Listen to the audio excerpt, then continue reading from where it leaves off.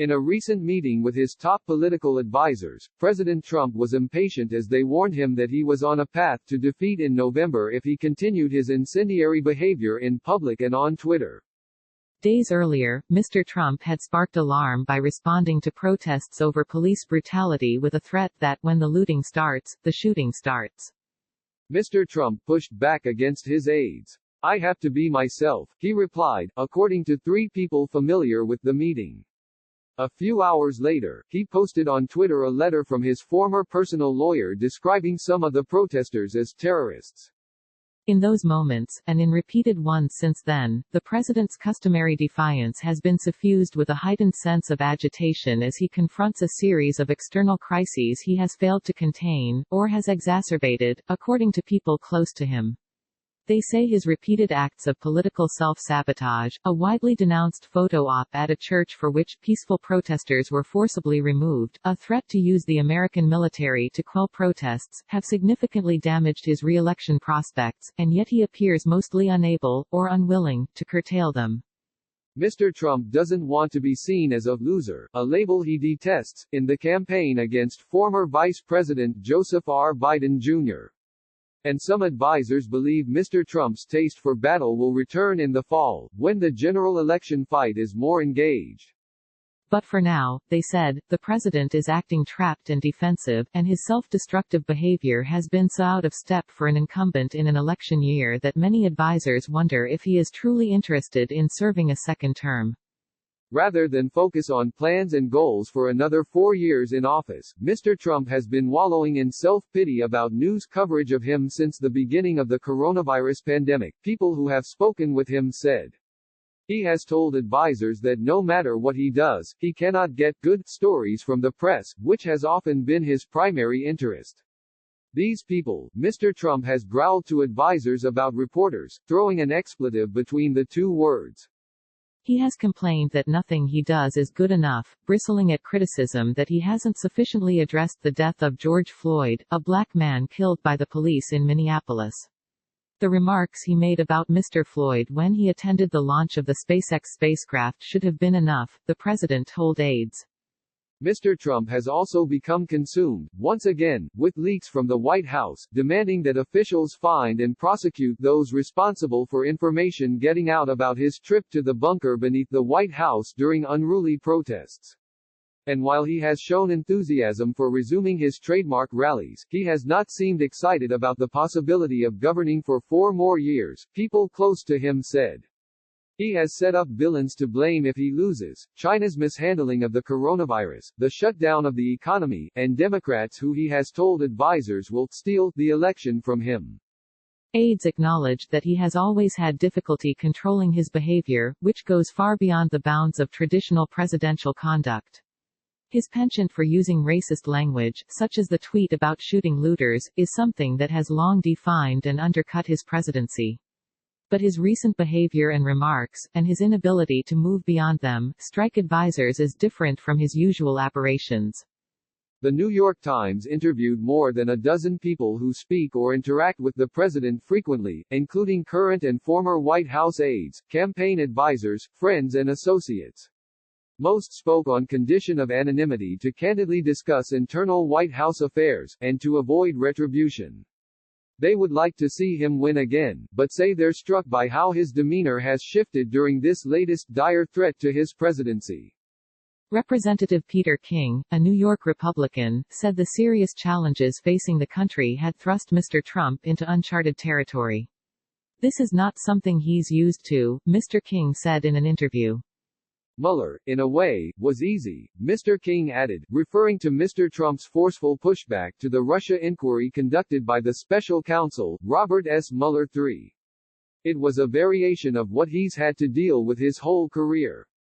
He's always fighting, and there's always at least 40 or 50% of people who start out on your side. But right now, Mr. King said, this is different. In a statement, a White House spokeswoman, Alyssa Farah, said, the president is fully committed to serving a second term and building on and adding to his first-term accomplishments for the American people. One official, who would speak only about the administration's planning, claimed policy staff members were told just this week to come up with initiatives for 2021 and beyond. With the Russia investigation and impeachment, White House officials and others said, Mr. Trump was eager to fight, and did so fairly effectively. Now, they see his behavior as self-defeating, and his bursts of both anger and self-praise as futile against an invisible enemy like the virus and a protest movement he's shown little sympathy for. He is the modern LBJ, where everything has gone wrong and none of his skill sets are effective at what's gone wrong, said Anthony Scaramucci, who served as the White House communications director for one of the briefest periods on record, 11 days. Though he has since publicly denounced the president, Mr. Scaramucci has known Mr. Trump personally for years and remains friendly with some White House officials. Nothing Mr. Trump has tried so far, Mr. Scaramucci said, has changed the narrative about his presidency, or shoved broader concerns about racism and the spread of the virus aside in news coverage. That's why I know he doesn't like the job, Mr. Scaramucci said. With less than 5 months until Election Day, Mr. Trump has seemed mostly unable, and unwilling, to make the modifications to his behavior that he was periodically able to make at key moments in 2016, agreeing to pick Mike Pence, a demure and religious conservative he had no previous relationship with, as his running mate, and quieting his Twitter feed in the immediate run-up to Election Day.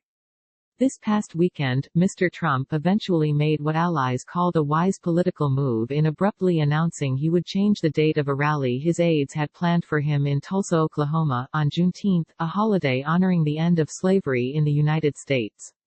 Even that was done in an ad hoc fashion as Mr. Trump failed to tell aides about the change before tweeting it. Representative Tom Cole, Republican of Oklahoma, said Mr. Trump's campaign compared favorably to a previous Republican incumbent who lost a re-election effort, President George H.W. Bush. I saw a lot more lethargy in the 1992 Bush campaign than I see in this one, Mr. Cole said. Still, the president has made public statements suggesting his mind is on life outside the White House.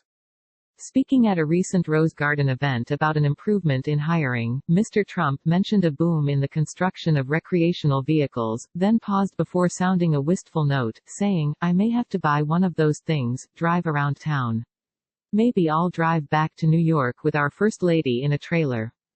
It was only in April that the seriousness of the twin health and economic crises caused by the coronavirus fully set in with Mr. Trump, several current and former aides said, adding that they were no longer confident he was enthused about presiding over the difficult task of pulling the country out of a recession, with few moments of glory.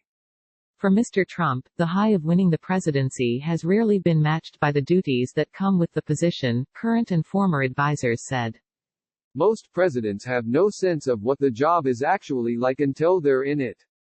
But for Mr. Trump, who never served in government and spent years as a television entertainer, the gaps in his knowledge are vast. In private, Trump was interested in winning the presidency, said Sam Nunberg, who worked on Mr. Trump's campaign in 2015 and was an advisor to him before it. Over a 3-year period between 2012 until 2014, he was focused on the details and even the minutiae of the primary and the general election process.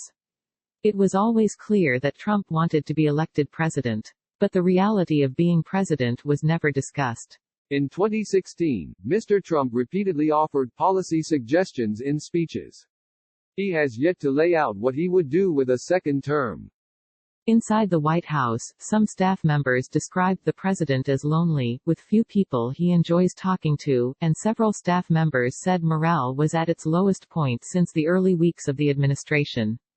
The West Wing, in which Mr. Trump has been in virtual lockdown since March, lacks a clear sense of urgency or purpose, recent visitors say.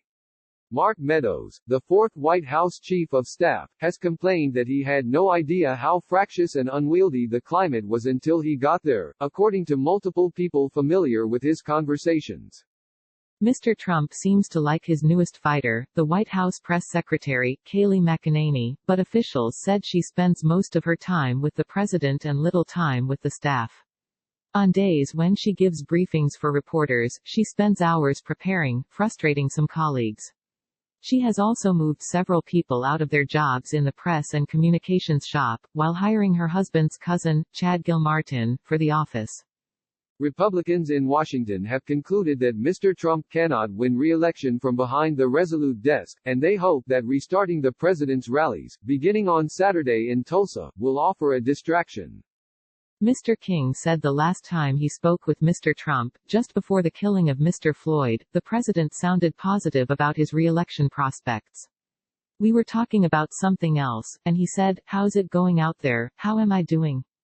Mr. King recalled. "It was very upbeat. The tone of his voice was, he expected me to tell him he was doing well." Mr. Trump seems cognizant that his political fortunes have shifted, although he has not assumed responsibility for the change. In an interview with Fox News last week, he made the rare acknowledgement of a reality he hasn't willed away. "If I don't win, I don't win," Mr. Trump said. "I mean, go on and do other things." He added, "I think it would be a very sad thing for our country.